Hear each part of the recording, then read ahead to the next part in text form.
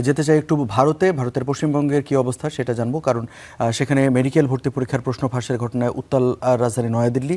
আর সরকারের সাথে গতকালকে আলোচনার পরও শিক্ষামন্ত্রীকে সরাতে 24 ঘন্টার আলটিমেটাম দিয়েছে তরুণদের ককরোচ জনতা পার্টি। এই বিষয়ে বিস্তারিত জানবো। আজকের কি পরিস্থিতি জানাবেন আমাদের সহকর্মী সুজিত দুয়ারি আমাদের সাথে যুক্ত আছেন।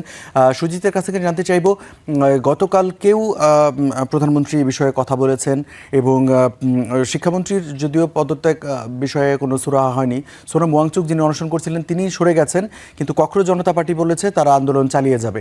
এবং আজকে সেখানে কি চিত্র, আর পশ্চিমবঙ্গের এর প্রভাব কতটা? জানিয়ে রাখি যে দিল্লিতে কিন্তু ছাত্র আন্দোলনের যে আজ সেটা কিন্তু বিভিন্ন জায়গায় ছড়িয়েছে। দিল্লিতে মূলত যে আন্দোলন চলছে যন্তর মন্তরে, সেই আন্দোলন থেকে পুলিশের লাঠির ঘা খেয়েও কিন্তু সরেনি ছাত্ররা। তারা কিন্তু তাদের দাবিগুলো নিয়ে অনড় রয়েছে। ইতিমধ্যে আমরা দেখেছি গতকাল তারা কিন্তু জেপি নাড্ডার সঙ্গে বৈঠক করেছে এবং সরকারি আরো আধিকারিক ছিলেন, তাদের সঙ্গে বৈঠক করেছে ছাত্ররা। কোনো সমাধান সূত্র বের হয়নি। আজকে ফের বিকেলবেলা বৈঠকে বসবেন তারা সমাধান সূত্র বের করার জন্য। মূলত ছাত্রদের দাবি যে কেন্দ্রীয় শিক্ষামন্ত্রীর পদত্যাগ করতে হবে, ধর্মেন্দ্র প্রধানের পদত্যাগের দাবি করছেন। পাশাপাশি দাবি করা হচ্ছে যে সমস্ত নিট পরীক্ষা দিয়েছিল এবং সরকারের এই যে প্রশ্ন ফাঁসের যে ঘটনা, সেই ঘটনা সামনে আসার পর যারা আত্মহত্যা করেছে তাদের পরিবার পিছু 1 কোটি টাকা করে দিতে হবে এবং পাশাপাশি যে এই ঘটনায় যারা যুক্ত রয়েছে তাদেরকে গ্রেপ্তার করতে হবে। এছাড়াও যে দাবি রয়েছে ছাত্রদের, যে তাদের যে কয়েকদিনের আন্দোলনে বেশ কিছু ছাত্রকে লাঠিপেটা করা হয়েছে এবং ছাত্রদের নামেই পুলিশের তরফে মামলা করা হয়েছে। এই সমস্ত মামলার তুলতে হবে, অর্থাৎ মামলা করা যাবে না, এই সমস্ত দাবি দাওয়া রয়েছে। পাশাপাশি সরকারের তরফে আলোচনায় যারা ছিলেন, জেপি নাড্ডা তিনি সাংবাদিক বৈঠক করে জানিয়েছেন তাদের তরফেও 5টি দাবি করা হয়েছে। অর্থাৎ এই 5টি দাবি এবং ছাত্রদের দাবি সব মিলিয়ে আলোচনা আজকে বসবে এবং বিকেলে হয়তো সমাধান সূত্র বের হতে পারে।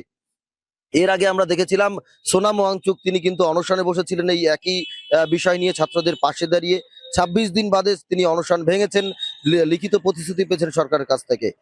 একেবারে লোকসভার যে কেন্দ্র, সেখানেও কিন্তু আলোচনার বিষয়বস্তু হয়ে এসেছে এই নিট পরীক্ষা, অর্থাৎ সর্বভারতীয় যে পরীক্ষা, সেই পরীক্ষার প্রশ্ন ফাঁস জানিয়ে দিল্লিতে কিন্তু সেই যে রাজনৈতিক উত্তাপ, সেটা কিন্তু বিভিন্ন রাজনৈতিক দলের মধ্যেও ছড়িয়ে পড়ছে। কোথায় ছাত্র আন্দোলনের মধ্যে সীমাবদ্ধ নেই, অর্থাৎ ককরোচ জনতা পার্টির যে আন্দোলন, তাদের ডাকা যে আন্দোলন ছাত্রদের নিয়ে, সেই আন্দোলনের মধ্যে সীমাবদ্ধ নেই।